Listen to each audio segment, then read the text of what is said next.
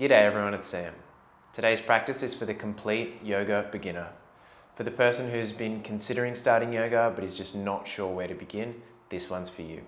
It's an all-over body flow with an aim at learning how to flow with our breath. So you won't need any props for today's practice. All you'll need is a willingness to learn. When you're ready, let's begin. Today's practice will start in Sukhasana or easy seat, essentially just a cross-legged seat.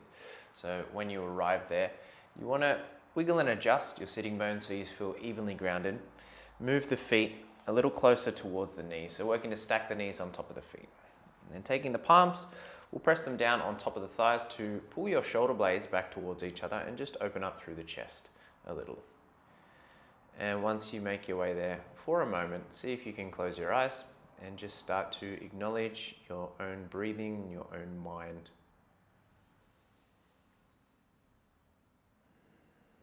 So throughout a lot of our yoga practices, we work on nasal breathing. So a lot of the time we try and keep the mouth closed and just follow the rhythm of the breath as it travels in and out through our nose. Just noticing where your mind is at. You may have racing thoughts. You may be calm, you may be centered. Not judging where you're at, but just acknowledging.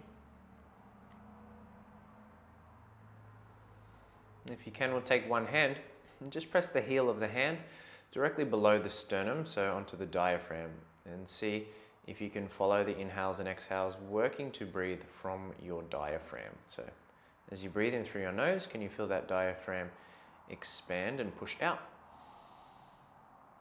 And as you exhale, you start to hollow out the midsection, so the navel will draw in and up, and you'll feel a little more empty, down towards the lower belly. Inhale, the diaphragm will expand into the hand. Exhale, let the belly hollow out. Just taking a few more like that, maybe even resting the tongue against the roof of the mouth.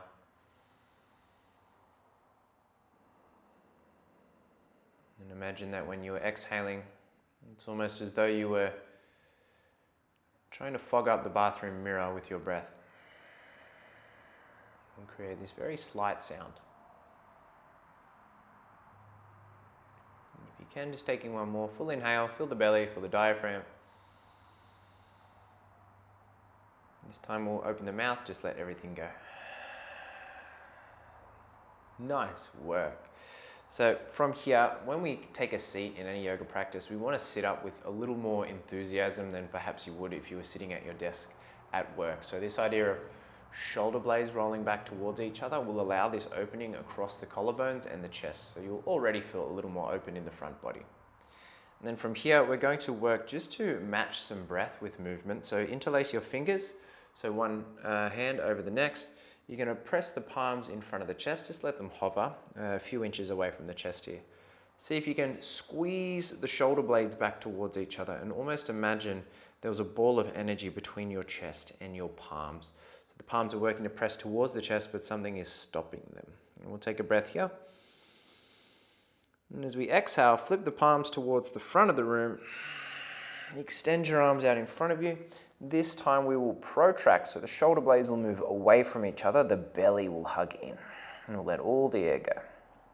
And then keeping the belly drawing in, use your in-breath to reach your arms all the way up and overhead. So trying to keep the navel pulling in as you reach the arms up. And the exhale, gently separate the arm, take them down by the side. Nice work. So interlace hands in front of you again. Ball of energy between the chest and the palms. Take a breath in, squeeze the shoulder blades towards each other. Exhale, press the palms to the front of the room. Separate the shoulder blades as you push. Inhale, the arms reach all the way up to ceiling. Exhale, gently separate the hands. Nice one. 2 more times like that. Interlace the fingers, squeeze the shoulder blades. Inhale here. Exhale, press to extend the arms in front.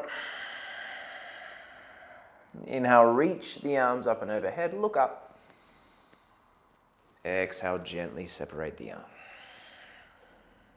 One more time. Inhale, squeeze the shoulder blades together. Exhale, push the shoulder blades apart.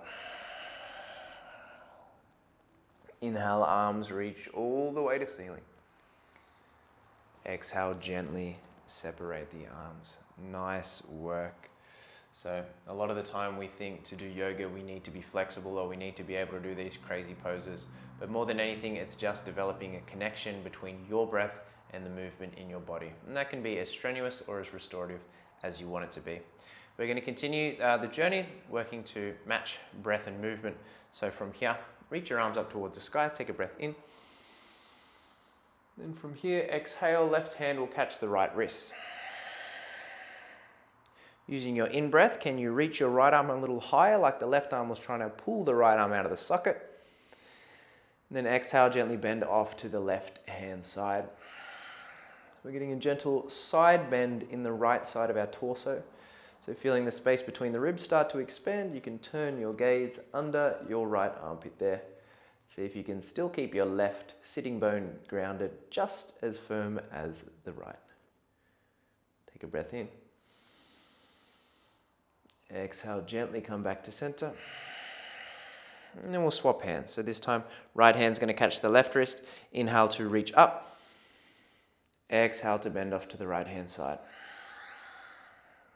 Gazing under that left armpit, pulling navel towards the spine.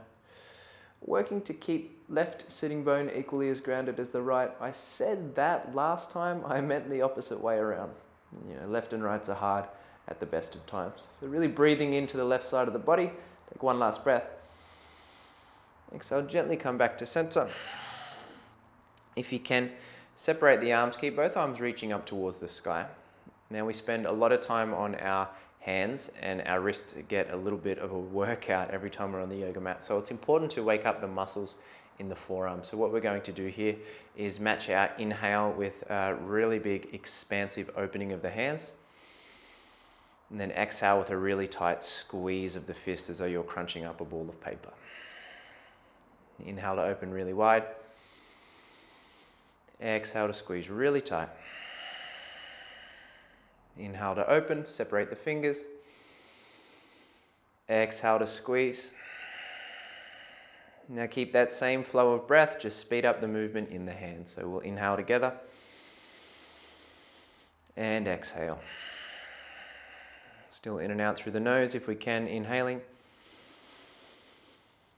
and exhaling. Now along the way it's going to become more difficult to open the hands. Just know that that is just as important as closing them. We're going to be here for 10 seconds. So we'll go for 10, for 9, for 8. Forearms are starting to burn for 7, 6, for 5, 4, 3, 2, on 1. Take the arms down by the side. Give them a little bit of a shake out. I'm sure the forearms are starting to fire up. The fingers and hands are ready to bear a little bit of weight as well. Before we come onto all fours, we're just going to take a gentle twist. Now twists are super important. Quite commonly you may hear them referred to as detoxifying. I prefer to think that twists really teach us to breathe, and more specifically they teach us to use our exhale. The first thing that happens when we come deep into a twist is the body starts to panic and we want to hold on to everything. We hold on to the breath. But it's super challenging to get deep into a twist if you don't exhale. So that's what we're going to work on now. Just take your left fingertips behind your hips.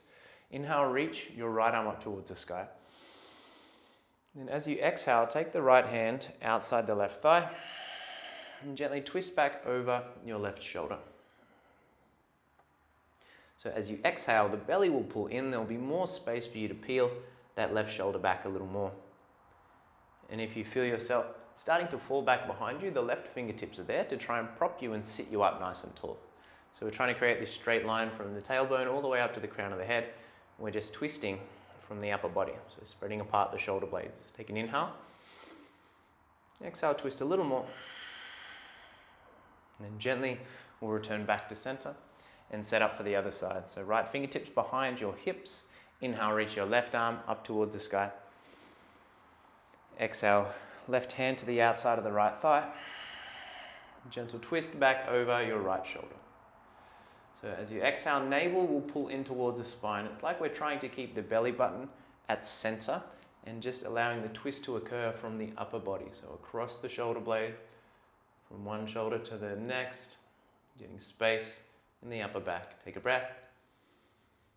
Exhale, twist a little more. And slowly we'll come back to center and start to make our way onto all fours. So coming onto hands and knees. Now, because we'd already warmed up the muscles in the forearms, it may feel a little bit more comfortable for your hands to be grounded here. A lot of the time when we ground our hands down onto the mat, we want our middle or our index finger facing forward towards the front of the room.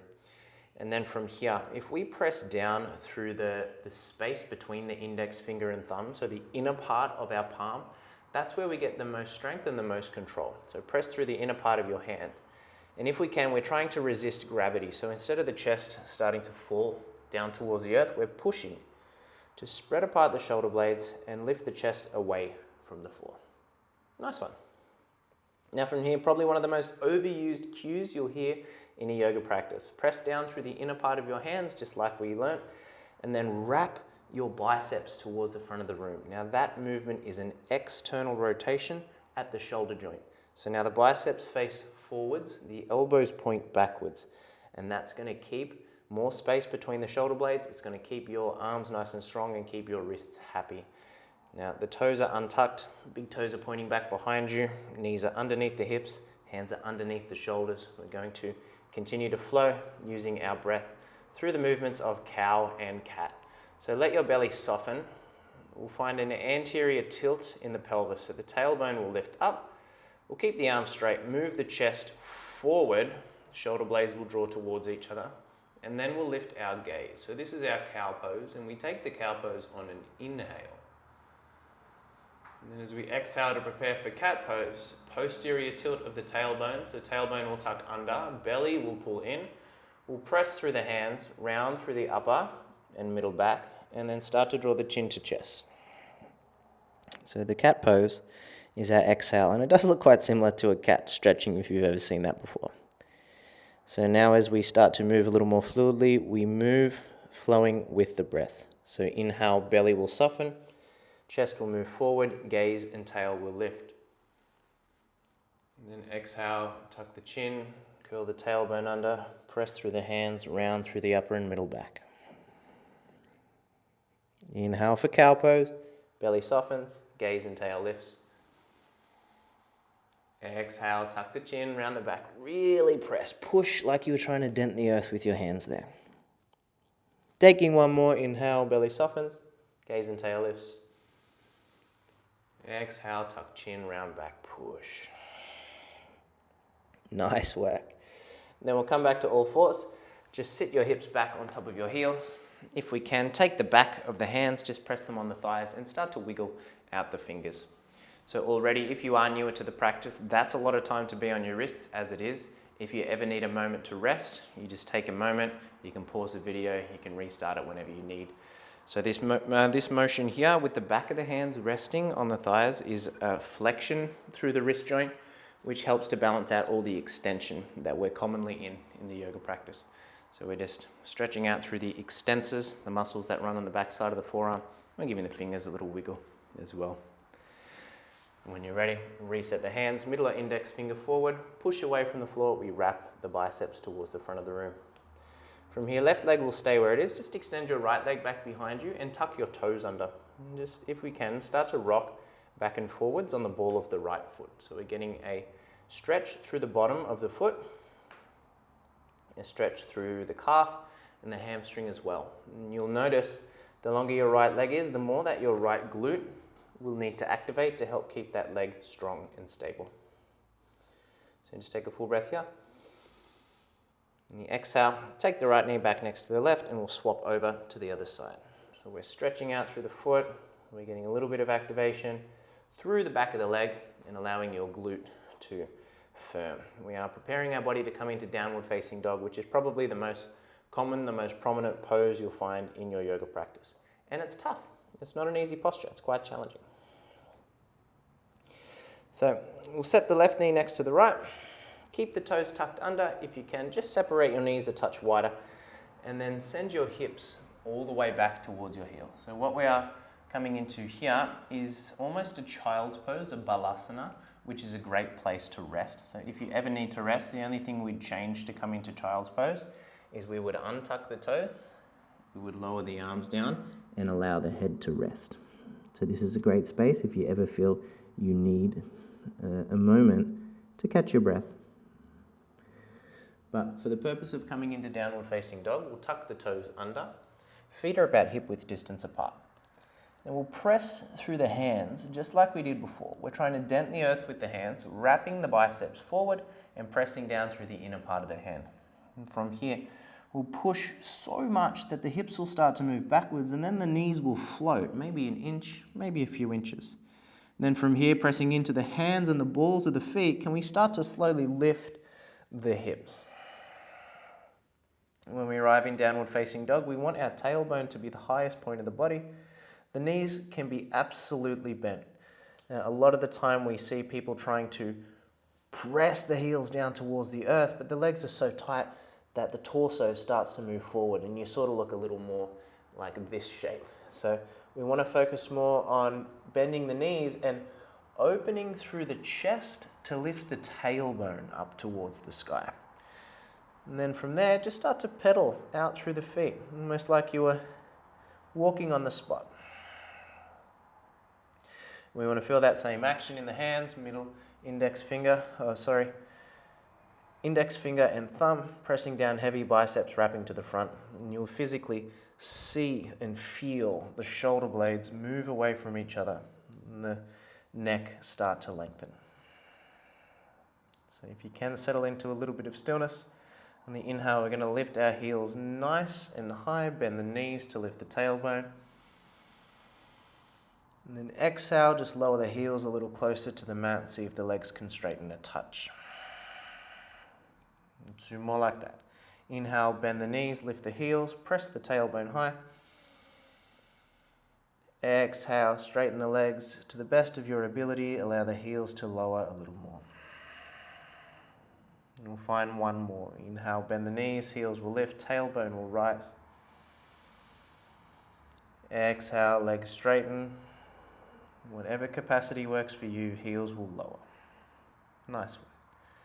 And allow your knees to gently lower to the mat. Untuck the toes, sit the hips back on top of the heels. So we're going to take the downward facing dog again in a moment. It's quite tough on the arms and shoulders, especially if you haven't done it before. So remember, the focus is to get a nice long line from the wrist up to the tailbone. So more of that arm and torso is where we want to find the length. The hamstrings are a super big muscle group. They take a lot longer to open up. So bend the knees and lift the heels as much as you need to. When you're ready, we'll reset. Hands first, middle index finger facing forward, biceps wrapping to the front of the room.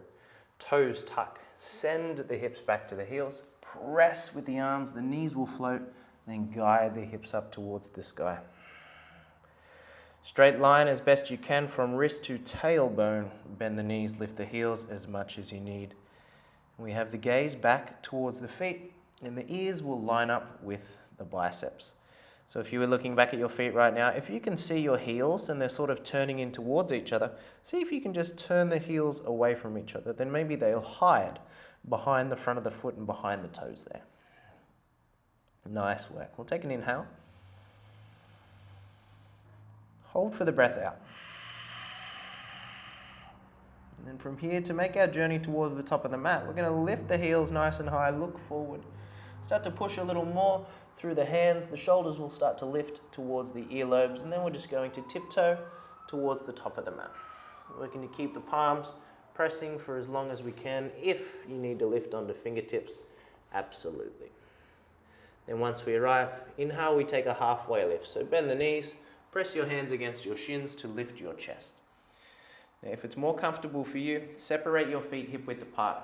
Working, once again, straight line from tailbone to crown of head. Imagine if we had our arms reaching straight out in front of us now, we'd be in a downward facing dog. So knees can bend. We're working to push to lift the chest. Take an inhale. And as you exhale, keep that bend in your knees as you allow your rib cage to land on top of your thighs, your head to drop heavy, and then we'll catch hold of opposite elbows. So right hand to left elbow, left hand to right elbow. And this is Uttanasana or ragdoll, and forward fold. It's a chance for us to lengthen through the back of the legs, a chance to decompress through the spine, and to really let all the tension go in the neck. So you want your head to be heavy. See if you can maybe even draw your chin in towards the chest a little more. And just take a gentle sway from side to side. Letting all the tension let go. Maybe even the eyes can close. Shifting weight forwards and back, side to side. Taking final breath where we are. Exhale, release the hands to the earth. Let the back of the hands just drape down. Bend the knees as much as you need. And from here, inhale, we'll take another halfway lift. So hands press against the shins. We push to lift the chest. Then keeping the spine nice and long, take your hands onto your hips. Pull your shoulder blades towards each other. Draw the navel towards the spine. And then press through your feet slowly. Start to come on up and make your way to stand. So we're going to set up for Tadasana, mountain pose, which is the foundation for any standing posture you take in the yoga practice. So feet are going to be hip width distance apart. And we want to feel as though if you were to lift your 10 toes up off the mat, you feel the ball mound of the big toe ground down and the inner arches of the feet start to lift. So that way there's 4 or 3 really points of contact. There's the ball mound of the big toe, the ball mound of the pinky toe, and the heel. The inner arches are lifting. And then spread your 10 toes out wide onto the mat. Nice one. Imagine that you had a yoga block or something between your inner thighs. The inner thighs are drawing towards each other. So everything is hugging in. And then if I were to turn sideways, we want to feel as though our glutes are starting to descend and move down towards our heels, trying to take out any arching in the low back. So tailbone tucks under slightly. You'll feel the front of the hips start to lift. Then we draw the navel in, take the arms down by the side. Just let your palms face in towards the sides of the body. Shoulders roll back, crown of the head is reaching tall. You allow yourself to feel strong and grounded here. So Tadasana, Sanskrit, translates to mountain pose. So you want to feel strong and grounded, feel stable, secure. We find an element of this posture in every single one of our standing postures throughout the practice. Bring our palms together at heart, find that gesture of balance. Press the thumbs in towards the sternum. Take a big breath in. Exhale, let it go. Nice work. From here, stay grounded through the feet. Inhale, reach your arms up towards the sky. Let the left hand catch hold of the right wrist. Start to bend off towards the left-hand side. Turn your gaze under your right arm, just like we did seated. So as you bend off to the left, the hips are going to move towards the right in opposition. So you're really feeling that deeper stretch through the right side of the body. If you're starting to fall forward, see if you can press the hips forward to lift the chest. Take a breath. Exhale, gently come back through center and swap hands. Right hand will catch the left wrist. Inhale, reach up. Exhale, bend off to the right hand side. Gaze under the arm. Hips will shift to left as you bend off to right hand side, breathing deep into the left rib cage, the left lung. Take an inhale. Exhale, we'll come back to center. I'll just step myself to the top of the mat. You stay right where you are. Feet hip width distance apart. Inhale, reach your arms up and overhead. Let the palms touch. And then as we exhale, swing the arms out wide, bend the knees to fold forward, all the way down. Inhale, take a halfway lift, hands press against the shins. Now from here, we're going to shuffle our right foot, so it's in the center of the mat. The right foot moves a little closer to the left foot. And then bend both knees, ground the fingertips down. Right foot will stay, extend the left leg back as far as you can, and then soften the back heel down. So if you were to look at your left foot, we want the toes turning in just a little bit. And if you had a texter or a pen on your left index finger, you could draw a straight line from your front heel to the inner arch of your back foot. And we take a bend into our right knee, sit nice and low. And then from here, it's a big windmill with the left arm to come on up and find warrior 2. So here we have a bend in the front knee, which is the right knee. The right knee is tracking over the second toe on the right foot. Then your left leg is nice and long, left toes are turning in just a touch, and that left glute is really firm, and that's going to help stabilize not only your left leg, but the pelvis as well. We spread the arms apart, allow the shoulders to soften away from the ears, and feel as though the navel was pulling in towards the spine to keep the core active. Take your gaze gently over your right middle finger. Feel this uplift of energy. So instead of everything caving down towards the floor, almost like you were trying to pull the feet towards each other, draw the navel to spine and hug the glutes together. So everything's hugging in as well as moving away. Pretty crazy, right? Take a breath here. Sit a little bit lower on your exhale. Nice work. Then from here, take your hands towards the hips. We'll press through that right foot, start to straighten the leg. Now from here, all we're going to do is set up for the warrior two on the other side. So pivot your left toes to the back of the mat, which will now become the front of the mat. And then turn your back toes in so they're facing maybe up towards the back right-hand corner of the mat, which is now the top right-hand corner of the mat. Left knee will start to bend. Left knee tracks over the second toe. Right glute is now firm as you spread the arms apart wide. So one of the common things we see, especially in the warrior two, which is where we are, is people tend to lean forward almost like they were trying to grab at something in front of them. So you really want to keep this straight line from the tailbone all the way up to the crown of the head. So rather than leaning forward, the left heel is pressing down to keep you upright. Shoulders are soft, arms are spread, gaze is over that left middle finger. Take an inhale. Exhale, sit a little lower if you can. Then take your palms, rest them on the hips. Press through the left foot to straighten the leg. And then turn your left toes so they're facing the same direction as the right.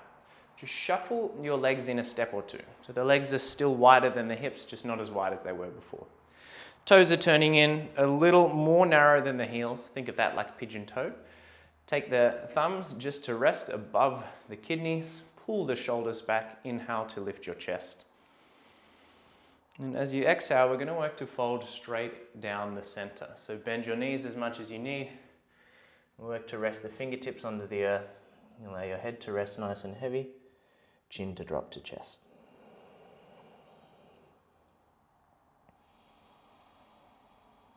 Once again, allowing everything to soften. See if you can lean just a little more weight into your toes.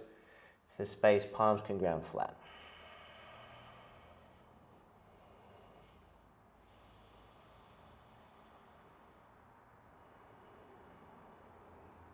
Take one last breath in. Big exhale through the mouth. And then from here, I'm going to shuffle the feet towards each other. Start to lift the heels up off the mat. Lower your knees down towards the mat. Untuck your toes.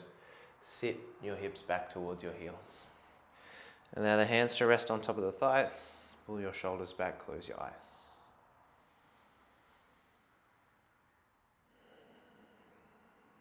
Come back to that awareness, to your breathing, to your mind. Notice if anything has shifted since we began. The practice of yoga is a lifetime journey, not something to be conquered or mastered. We use the term practice for a reason. It's something that is always there for us. We use it not as a unit of measurement to compare ourselves to where we were last time or to imagine where we're going to be next time, but instead to feel comfortable with where we are right now. Bringing palms together at heart, pressing thumbs against the sternum, allow your head to drop.